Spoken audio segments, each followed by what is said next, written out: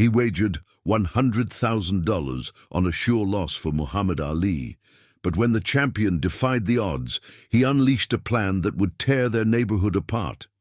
What he did next left everyone questioning their loyalty and friendship. Could money truly reveal a man's true colors? In the small town of Fayetteville, North Carolina, tensions between neighbors often simmered just below the surface, but no one could predict how one man's reckless gamble would ignite a feud that would shake their community to its core. John Miller was known as a high-stakes gambler. His reputation for bold bets preceded him. Yet no one could have anticipated his audacious wager on the upcoming Ali fight. "You'll see, Ali's washed up," he boasted during a barbecue, tossing back a beer as laughter echoed around the backyard. His neighbor, Frank, a lifelong boxing enthusiast, watched incredulously. "You're out of your mind, John. Ali's still got it." But John's arrogance didn't waver. Frank's disbelief only fueled John's determination as he placed the bet, convinced he would emerge victorious in more than just finances. The day of the fight arrived, and the atmosphere was electric. The Miller household buzzed with anxious energy. Friends gathered in their living room, eyes glued to the screen, while John paced back and forth, confidence radiating from him. "You'll see. This will end his career for good," he muttered, even as doubts crept in. Frank, who had set up his own viewing party next door, couldn't shake the feeling that John was about to learn a hard lesson about the unpredictability of champions. As the match unfolded, John's smug grin faded with each round. The more Ali fired back, the closer John's heart sank. Within moments, the impossible happened. Ali won, and with that victory came an unexpected twist. John's friends cheered out of disbelief, but John could only sit in stunned silence, the reality of his loss crashing down around him. He had lost more than just money. He had lost his reputation as the king of bets.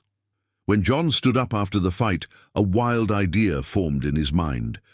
Instead of sulking in defeat, he declared, "All right, everyone, I'll show you I'm not just a loser. I'm going to give away what I lost." Murmurs whipped through the room.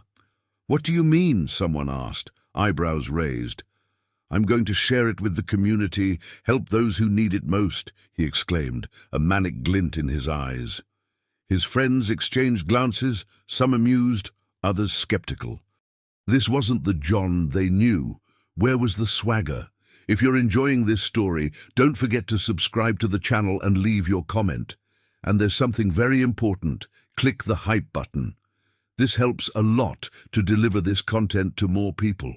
It's quick, but it makes all the difference. As days passed, John's promise materialized into an official campaign called Miller's Giving Back. He began fundraising for the local children's shelter, offering services like yard work and odd jobs throughout the neighborhood. The initial response was mixed. Some neighbors supported the cause, while others dismissed John's motives as a facade to mask his embarrassment. Frank watched from afar, cautious but intrigued, wondering if this was a genuine change or simply a ploy to regain respect. But as John propelled forward with his plan, the deeper he dug into his self-imposed role as the town's newfound philanthropist, the more friction began to brew in the Miller household. His wife, Emily, furrowed her brow, concerned about the family's financial stability. "John, you just lost a significant chunk of our savings. This isn't the answer," she insisted. Her words blended frustration with love, but John couldn't hear them over his desire to prove himself. With each good deed, he became more entrenched in his mission. He didn't just want to prove everyone wrong. He wanted to redefine how the neighborhood saw him. But unbeknownst to him, as he built a campaign around goodwill, resentment grew among the people he sought to impress. Through kindness, John inadvertently started to expose the rivalries and grievances buried within Fayetteville, pushing friendships to their breaking point and igniting the fuse for an explosive showdown. John Miller was determined to make his mark on Fayetteville, fueled by a burning need for redemption. His initiative, Miller's Giving Back, was underway. though the initial enthusiasm was a mixed bag. While a handful of neighborhood kids eagerly signed up to help with tasks around the community, a larger contingent eyed John with cynicism. He couldn't blame them. After the $100,000 bet, trust was a luxury he had to earn. As he donned his old work gloves, ready to tackle lawn care and repairs, he was greeted by Riley, a scrappy teenager from down the street. Riley had a reputation for being resourceful, often finding ways to earn extra cash. "You really think this will make them forget about your bet?" Riley asked, a hint of amusement in his tone as he surveyed John's determination. The boy's skepticism lingered, but John could also see the itch of curiosity in his eyes. "I'm not doing it for them, Riley. I'm doing it for us," John replied, determination coloring his voice. "This is about something bigger than me. If I can help, it means something." Riley shrugged, but he picked up a rake and joined John, albeit reluctantly. Together, they worked on a neighbor's yard, pulling weeds and clearing debris. As the hours rolled by, they shared stories, laughter, and the banter that could only come from a budding friendship. The work became less about John's mission and more about building connections. However, outside their bubble of camaraderie, the air in the neighborhood grew tense. Sarah, a fierce mother of three, had been one of John's harshest critics. She made no secret of her disdain, rallying a small group of neighbors who whispered about John's supposed ploy. "He's just trying to save face," she told a friend one afternoon as they pushed their strollers along the sidewalk. "I'll never trust that man again." What kind of person bets against a legend? Meanwhile, John couldn't shake the nagging doubt seeded by Emily's words. Each evening, he would come home exhausted, physically spent from hours of hard work, but mentally restless. His wife had gently suggested they pull back, but his pride wouldn't let him. He was officially Miller the philanthropist, and he had to prove that he was more than the sum of his mistakes. As days turned into weeks, tension simmered. A backyard barbecue at the Johnsons became the backdrop for escalating unease. John and Emily arrived to a mixed reception, a few hearty handshakes, and many averted eyes. As John flipped burgers, he overheard snippets of conversation. "Did you see how he's trying to woo back the neighborhood?" whispered one neighbor, "like we're all stupid enough to fall for it." John's heart raced as the laughter around him felt like daggers. He turned away from the grill, feigning interest in the sizzling meat, but gripped with the sting of judgment. Emily caught his eye, her expression a mixture of concern and support. He wanted to tell her that he would make this work, that he could change their perception, but instead he forced a smile as if everything was fine. By the time dusk settled over Fayetteville, leaving a golden hue in the sky, John felt hollow despite the warm atmosphere around him. He could sense the fractures growing in the community, the undercurrents of resentment that hinted at a broader conflict brewing. His act of goodwill, meant to unite, was inadvertently widening divisions. As he prepared to leave, Riley caught him at the gate, an inquisitive look on his face. "You really think you can turn this around? Or is it just wishful thinking?" John paused, weighing his words carefully. "I want to believe that I can change things. I just need to prove I'm more than the man they think I am." Riley nodded, though skepticism still danced in his gaze. "Just be careful. People don't forget easily." That night, the weight of Riley's words hung heavy over John as he lay in bed, the neighborhood outside his window feeling as distant as a battlefield. The tension brewing among the residents was palpable, and he couldn't ignore the possibility that his attempt to connect was about to spiral into a confrontation he wasn't prepared for. As the sun dipped below the horizon, John found himself ensnared in a web of rising tensions within the neighborhood. The anticipation of the upcoming fight had ignited a fervor that spread like wildfire among the residents. Conversations that once revolved around mundane community issues were now dominated by debates over Muhammad Ali and his upcoming match against the challenger. The stakes were high, emotions raw, and John felt the weight of his reckless bet with every heated exchange he overheard. The next morning, the tension escalated as John decided to take action. He had always been a man of his word, and now he was determined to prove himself. He organized a small gathering at the local park, a potluck meant to foster camaraderie among the neighbors. He intended to bring everyone together to show them that he was more than just a punchline. He sent out messages to everyone, plastering flyers about the event in mailboxes and around town. He even invested the little money he had left from his bet into food, hoping that it would be enough to entice the skeptics. As the day approached, John could feel the weight of anticipation in the air, but also a looming sense of disbelief from several neighbors. "Why should we come? You think you're just going to turn things around with a barbecue?" sneered Derek, a local construction worker who had openly mocked John's choice after the fight. "Because it's about more than just a bet," John replied, trying to keep his voice steady. "I want us to reconnect, to remember that we're more than this feud." The words felt hollow even as they left his mouth, leaving John to wonder if it was even possible to bridge the gap he had created. As the day of the potluck arrived, John set up the grill in the park, surrounded by a handful of supportive friends, including Emily. She helped him chop vegetables while encouraging him, "Just stay positive, John. If they see you're trying, maybe they'll come around." But doubt loomed large as the clock ticked past the start time, and so far, no one had shown up.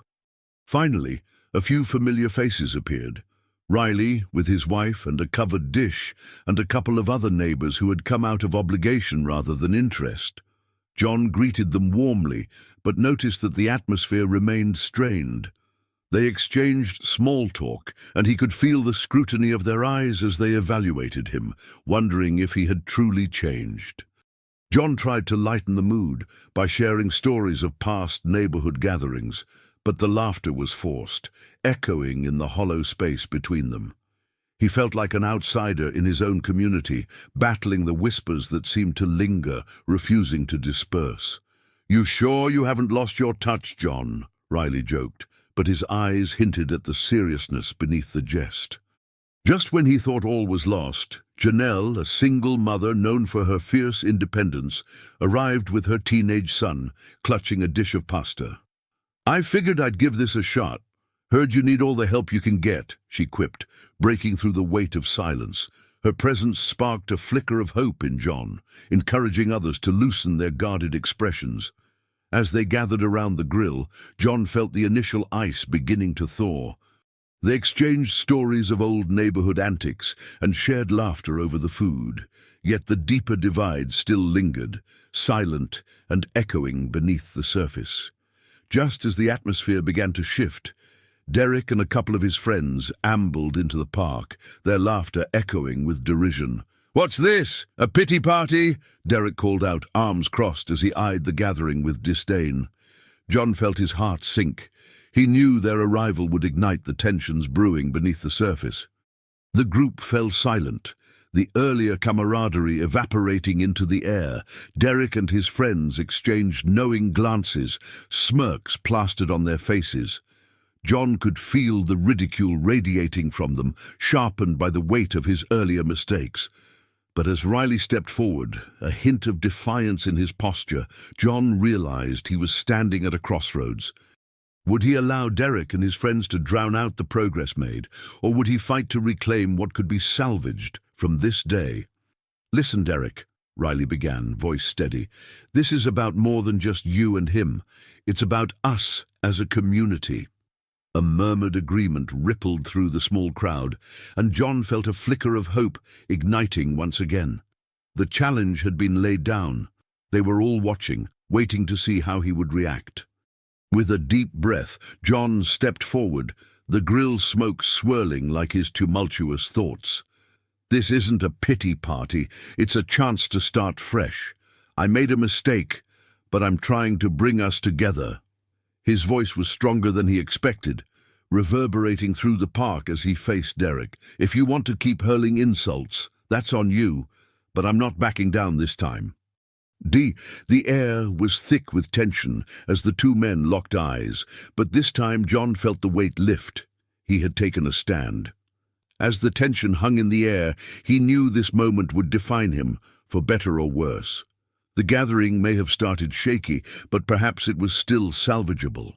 The tension in the park morphed into an almost palpable force as John held Derek's gaze, his heart racing with a mix of fear and newfound resolve. The murmurs from the crowd intensified, each whisper a reminder of the stakes involved. The barbecues crackled in the background, and children played a few yards away, blissfully unaware of the brewing storm between the two men. Derek's smirk faltered slightly, but his bravado quickly returned, a calculated sneer spreading across his face. "You think you can just waltz back into our lives after that stunt? You lost $100,000 betting against Ali, and now you think you can play the hero. It doesn't work that way, John. You're a joke, and you can't fix that with a few half-hearted speeches." John clenched his fists, feeling his anger bubble beneath the surface. The laughter from Derek's friends stung, but this time it didn't paralyze him. Instead, it fueled him. He had something to prove, not just to Derek, but to himself. "I may have made a choice that led to a mistake, but I'm here now, trying to make things right. This community is worth more than a bet. It's about us, together." Riley's encouragement hung in the air, and John took a step closer, his voice steady. "What good does tearing each other down do? This could be our chance, Derek. We could bring back the neighborhood we all loved before everything fell apart." His eyes scanned the crowd, searching for support. Faces turned toward him. It seemed they were now willing to listen. Derek might have sensed the shift. His jaw tightened, fury brimming in his eyes. "And what do you plan to do with $100 grand? Give it back? You think money can erase the past?" "No, but it can help build a future," John replied, his voice rising above the murmurs and laughter. "If I win or lose, I want to use whatever I have to invest in our people. We need each other. We can build something better." The sincerity in his voice hung like a heavy fog, and for the first time, John felt he truly believed it. The crowd around them seemed to weigh the words, and a flicker of uncertainty crossed Derek's face as his friends exchanged glances. "You're serious?" Derek asked, the disbelief evident in his tone. "You'll actually invest that money in this place?" "Yes," John affirmed, finding strength in his conviction. "We can create community events, restore the park, even start youth programs. But only if we work together. If I can put my money where my mouth is, can you?" Laughter, once a weapon in Derek's hands, seemed to fade. The mood shifted, and John's heart raced with hope. Perhaps he was winning them over. Perhaps there was a chance to transcend the rivalry that had defined their interactions for so long. Derek's expression hardened again, a storm brewing behind his eyes. "What do you think it'll take for us to trust you again? You can't just act like nothing happened." "Trust takes time, I know that," John admitted, heart pounding fiercely in his chest. "But I'm willing to show you and everyone else that I can be better. I'm ready to work for it. Are you?" As he spoke the last words, the park fell into an anticipatory silence, the lingering tension finally cracking. A few of Derek's friends began to nod, and even Riley stepped forward, joining John's side. "If John's sincere, we should at least give him a chance. This feels like it could be the start of something good." Derek's confidence seemed to falter. He hesitated, the anger giving way to contemplation. "You want to make a difference? Prove it," he finally said, his challenge lingering, hanging thick in the air. "Show us you really mean it, then maybe we'll consider it." John felt a swell of determination wash over him, his earlier doubts melting away. "Then let's do it. Let's come together, not just for a bet I lost, but for something that benefits all of us." As the crowd began to murmur again, this time in support, John knew the road ahead wouldn't be easy, but he had taken a significant step toward healing the fractures in his neighborhood and within himself. Amid the swirling emotions and uncertainty, he felt a tide of hope rise, ready to face whatever came next.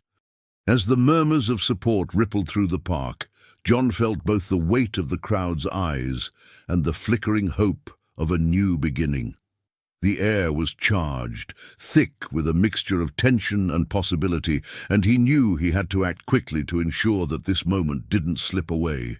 He turned to the gathered neighbors, their faces a mix of skepticism and interest. "All right, everyone," John called out, his voice steadying as he found his confidence. "Let's take a concrete step forward. I'm proposing a neighborhood fundraiser, something to bring us all together and help those affected by my foolish bet." Derek's eyebrows shot up in disbelief. "You really think a fundraiser is going to make us forget about that $100,000? You lost not just money, but trust." "I know, Derek," John replied, his tone earnest. "But instead of focusing on the loss, let's use it as a catalyst to create something good. We can organize a community event, maybe a sports day or a cookout. Let's do it for the local charity. There are families that need our support." A few heads nodded, and John could see the flicker of interest igniting in some of the neighbors' eyes. "What do you all say?" he prompted, his heart racing. "Will you join me in making this happen?" He saw Derek exchange glances with Riley, who shrugged. John could sense the tug-of-war between Derek's lingering anger and the community spirit he once knew tied them all together. Finally, Derek spoke up, his voice low but firm. "Fine, we'll give you a chance, but if this doesn't turn into something worthwhile, don't expect us to back you next time." "Deal," John replied, relief flooding through his veins. "Let's set a date, and I'll take care of the details." The planning took root quickly as they gathered ideas, and before long, the energy shifted from resentment to what if. With every suggestion, John felt a renewed sense of purpose. Over the next week, as he knocked on doors to rally support, the neighborhood began buzzing with the promise of the event. Days turned into a blur as John balanced his job and the mounting responsibilities of organizing the fundraiser.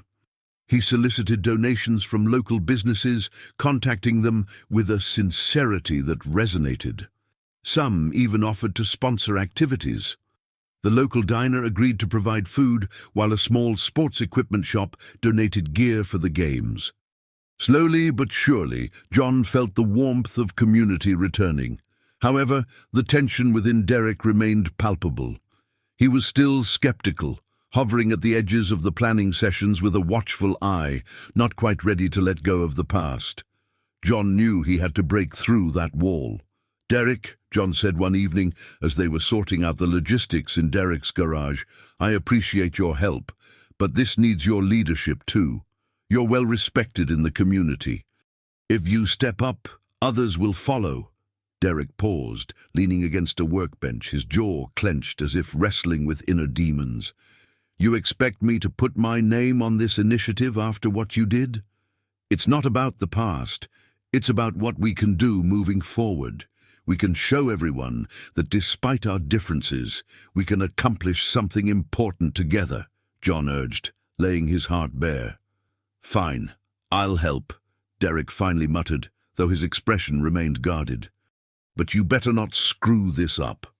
As they finalized the plans, excitement grew within John. Posters were printed, flyers distributed, and the neighborhood buzzed with anticipation. The night before the fundraiser, he couldn't sleep, anxiety thrumming through him like a live wire. He arrived early at the park, setting up tables under the sprawling oak trees and positioning signs that read, "Community Fundraiser, Together We Rise." With each chair he set out, he felt the culmination of his efforts manifesting, the promise of unity shimmering just on the horizon. As the day dawned bright and hopeful, John stood at the park entrance, watching neighbors arrive, their expressions brightening as they mingled. Yet in the background he spotted Derek, who appeared uncertain even amidst the laughter and chatter.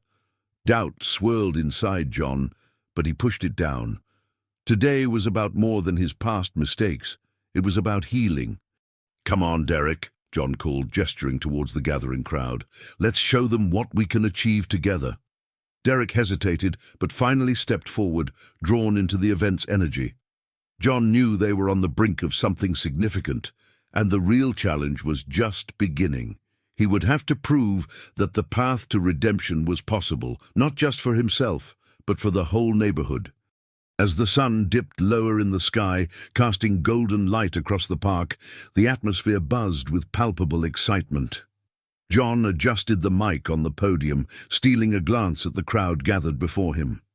The fundraiser was in full swing, but he sensed an undercurrent of tension. The success of this event could either mend the rifts in the neighborhood or deepen the divides that had surfaced since the scandal with Derek. Derek moved among the people, selling baked goods and raffle tickets. His demeanor noticeably shifted from standoffish to engaged. It filled John with a flicker of hope. If they could muster enough support, they'd begin to heal the wounds the Ali bet had caused. But in the back of John's mind, the thought lingered. Was this enough? In that moment, an unmistakable figure appeared at the edge of the park. It was Sam, the very neighbor whose friendship John had taken for granted, standing with arms crossed, eyes narrowed. The tension in John's stomach knotted tighter as he recalled their last argument, the final words exchanged before the neighborhood had split apart. "Hey, everyone!" John called out, trying to keep his voice steady. "Thank you all for coming. We're here to show that together we can overcome anything, even our mistakes. The money raised today will support our local school and community projects." An encouraging cheer erupted from the crowd, but John's gaze remained fixed on Sam. He had to confront this lingering hostility. "Sam!" John shouted, summoning what courage he could. "You've got a moment?" Sam approached slowly, his expression a mix of skepticism and reluctance. "What's going on, John? You think a bake sale can make things right?" "It's a start," John replied, his voice firm but calm.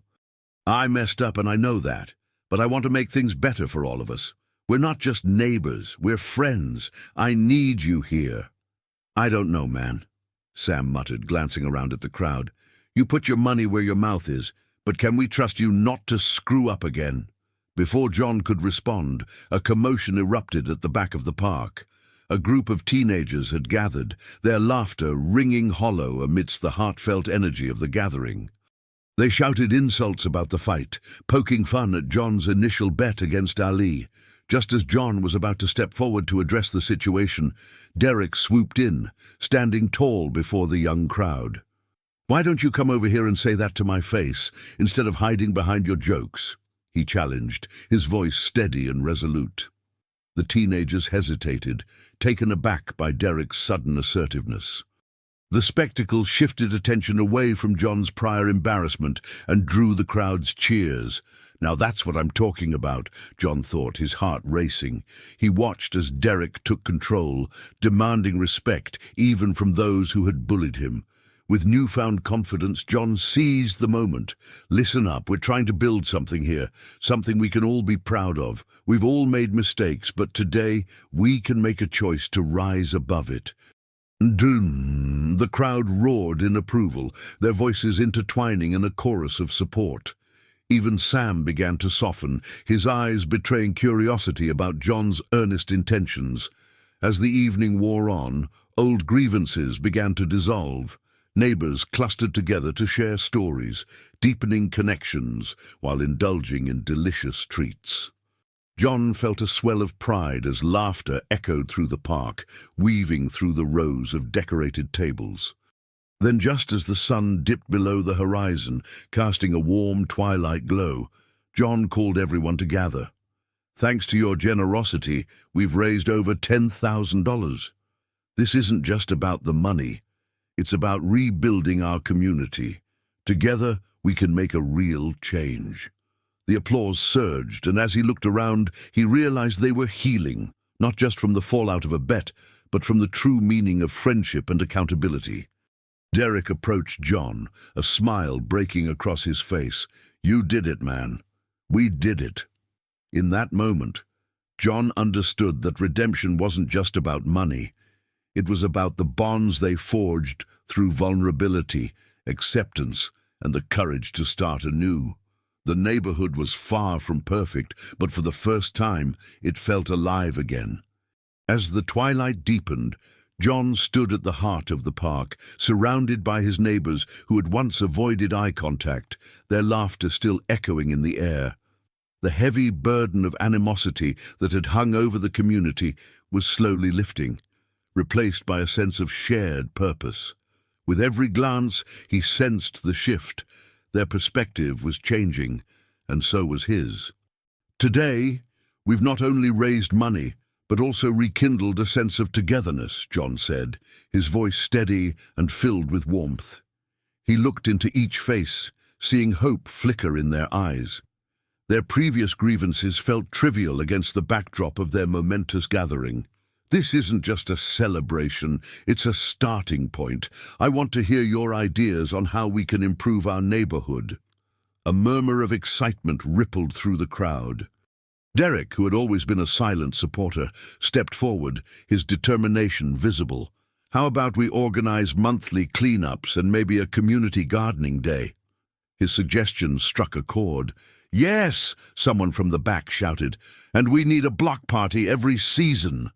John felt the tide of enthusiasm wash over him, invigorating his spirit.